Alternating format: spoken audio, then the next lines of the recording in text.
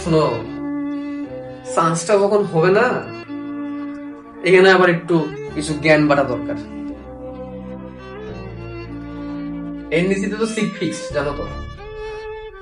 এনডিসিতে কিন্তু seat fix থাকে। ওই একটা সিটেই 1 মাস বসতে হয়, 3টা সিট আগায় না। প্রতি সিটে 3 জন করে বসে। 1 2 3 4 5 6 7 8 9। একটা সিটে আমি ক্রস দিলাম। এইটা ছিল আমার সিট। আমি মেডিকেলে ভর্তি হইলাম।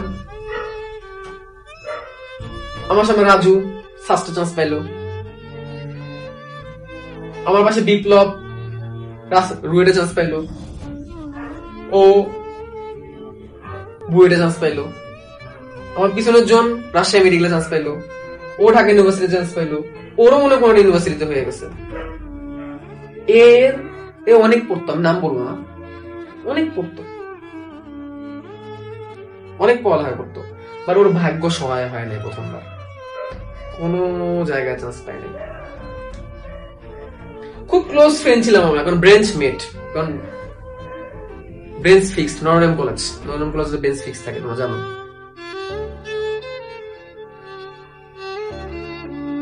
ও আমাদের সাথে যোগাযোগ বন্ধ করে দিল। আমরা ফোন দিলাম ওরে রেজাল্টের পর, কোন জায়গায় চান্স পাইছে কিনা। বুঝছি ও কোন জায়গায় চান্স পায় নাই। ও আমাদের সাথে কমিউনিকেশন বন্ধ করে দিল। কারো সাথেই কমিউনিকেশন করে না সে,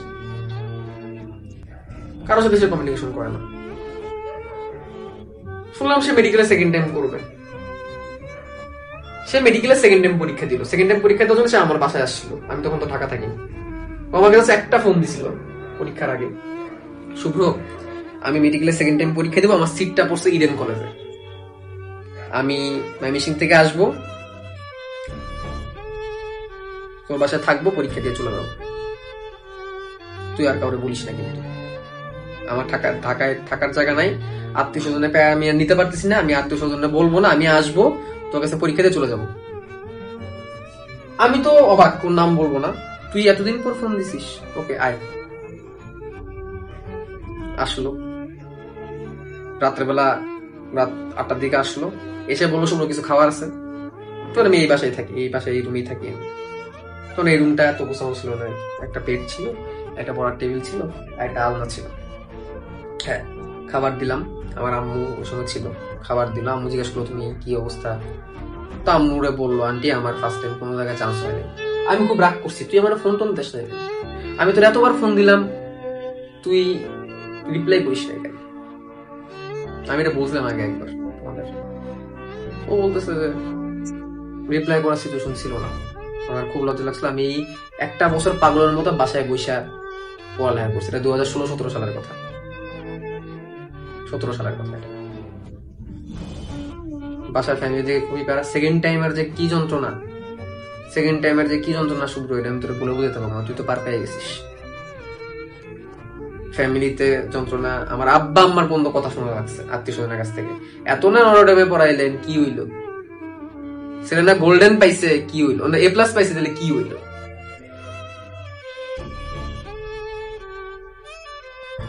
খুব কষ্ট পাইছে। খাইলাম, ও ভাতটা খায়া ঘুম দিল। পড়ে নাই, আজকাল পড়বো অনেক পড়ছে, একটা বছর পাগলের মতো পড়ছে, কুত্তার মতো পড়ছে, আর পড়তে পারবো না, ঘুম দিই ভাই। আমি বললাম হ্যাঁ তুই ঘুমাই যা, ঘুমের ওষুধ খাই। আমি লাস্ট কয়েক মাস ধরে ঘুমের ওষুধ খাই, ঘুমাইতে পারি না, খালি পড়তে ইচ্ছা করে আমার। একটু ঘুমের ওষুধ খাই, ও বললো ঘুমের ওষুধ খাই, তাহলে আমি ঘুমাইতে পারবো না। আমি উঠে দেখবি যে আমি রাত 3টার সময় আবার মানে পড়তে বসে গেছি। ও আমার যেটা বললো লাস্ট নাকি 2 মাস ধরে ঘুমের ওষুধ খাই ঘুমায়। ওর কখন দিন হয় কখন রাত হয়েছে জানা না, ঘুমের ওষুধ খেতে আর ঘুমাইতে হয়, তাহলে ওর ঘুম আসে না। আমি বললো খা, সমস্যা নেই, আমি ডেকে দিব। আমি তো রাতে ঘুমাই না, আমি তো আগে থেকে নাইট আউট। তোমাকে তো ঘুমাবো রাতে, রাতে আর্লি ঘুমানো উচিত। এই জন্য আমার অনেক ক্ষতি হয়েছে, শরীর স্বাস্থ্যের এই অবস্থা রাতে ঘুমাই কারণে। তো আমি ওইরকম ঘুমাই নেই, 3টা বন্ধু জেগেছিলাম, অ্যালার্ম দিয়ে রাখলাম। আমার আম্মু সকালবেলা উঠে, ও আবার মানে বলছে আমি একাকে উঠে যাবো। তো ফজরের আজানের পর করে উঠে গেছে, উঠে আমার এই শুভ্র নামাজ পড়বি না, তো বললো আন্টিরে বলিস যদি আন্টি যদি একটু পারে আমার একটু মিশিয়ে জাতীয় কিছু একটা খাওয়াইতে, আম্মা থাকলে মিষ্টি জাতীয় কিছু একটা খাওয়াই দিত আমার। তা আমি চিন্তা করছি না আম্মু এমনি পায়েস রান্না করবে, ঠিক আছে। তো বলতেছে আর কি আমার আম্মা থাকলে আমার পায়েস রান্না করবে, মানে কিছু মিষ্টি জাতীয় কিছু খাওয়াইতো। তা আম্মু আগে থেকে আগে রাতে পায়েস এমনি রান্না করে রাখছে। তো ওইটা আবার সকালবেলা ওভেনে গরম করে দিল। তো ওরে নিয়ে আমি বের হইলাম ইডেনের দিকে সকাল 8:30টার দিকে। শুক্রবার তো, শুক্রবারের পরীক্ষা থেকে শুক্রবার চাপ থাকে, সকাল 8:30টার দিকে। তো বললো বন্ধু এই পরীক্ষাটা যদি আমার খারাপ হয় আমি জানি না আমি কি করবো, আমার কোথাও চান্স হয় না, আমি কোনো ন্যাশনালও ভর্তি হই নাই। আমি তো আল্লাহ বিল্লাহ বলতেছি এই পোলাই কি কয়, এই পোলাই কি কয়। আবার ডেন্টালের পরীক্ষাও আছে। আমি বললাম কষ্ট নিস না, জাহাঙ্গীরনগর আছে। না রে ভাই এরপরে ডেন্টালটা দিব আর না হলে আমি যাই না, কি হবে না, জাহাঙ্গীরনগরে পড়তাম না, তাহলে তো ফার্স্ট টাইমই পড়তাম। পরীক্ষা দিয়ে বের হইলো, খুব হাসি হাসি মুখে বের হইলো। বন্ধু খুব ভালো লাগাইছে। কতগুলো দাগাইছিস? 96টা দাগাইছে। এত দাগাইছে কি নেগেটিভ খাবে না রে বন্ধু, কমন পড়ে গেছে সব। কিন্তু বন্ধু আমার তো 5 নাম্বার কাটা যাবে সেকেন্ড টাইম। আচ্ছা যাক প্যারা নাই বন্ধু। জায়গা মানে বন্ধু আর যাবো না, আন্টির অনেক প্যারা দিলাম, আন্টির সালাম না তোর খালাম্মা আন্টি তোর জন্য রান্না করে। না না ভাই আমি জায়গা, আমার ভালো লাগতেছে না, রাখতেই পারলাম না। ও আমার নিয়ে মহাখালী গেল, মহাখালী থেকে বাসে উঠে আবার চলে গেল। রোল নাম্বারটা নিয়ে রাখছিলাম জোর করে, ও আমার আইডি কার্ডও দেখাবে না। রোল রাত্রেবেলা ছবি তুলে রাখছিলাম রোল নাম্বারটা। রেজাল্টের দিন আমার হাত পা কাঁপতেছে, ফ্লোটা আর কি হয়, ফ্লোটা আর কি হয়, হাত পা কাঁপতেছিল। তো 5 নম্বর কাটা যাওয়ার পরও আমার ওই বন্ধু সলিমুল্লাহ মেডিকেলে পড়ে। এখন 5 নম্বর কাটা যাওয়ার পর আমার বন্ধু সলিমুল্লাহ মেডিকেলে পড়ে। রেজাল্ট আমি দেখতে পাই না, রেজাল্টের দিন একটু প্যারা হয়, নেটে একটু ডিস্টার্ব করে। ও রেজাল্টটা পায় সবার আগে আম্মুর নাম্বারে ফোন দিচ্ছে, আমার নাম্বারে ফোন দেয় না, আম্মুর নাম্বারে ফোন দিচ্ছে, আন্টি আমার তো সলিমুল্লাহ মেডিকেলে হয়ে গেছে। আমি মনে হচ্ছে আল্লাহ বাজাজ, আমি ভয়ে আসছিলাম, ঠিক আছে। তো সে সলিমুল্লাহ মেডিকেলটা পড়ে। একটা বছর কি যে দিন পার করছে ও, ছেলেটা ঘুমের ওষুধ খাইছে ঘুমানোর জন্য, এমনি না ডিপ্রেশনে কিন্তু ঘুমের ওষুধ খাই নাই। ও ঘুমের ওষুধ না খেলে ঘুমাইতে পারবে না, আবার পড়তে বসে যাবে।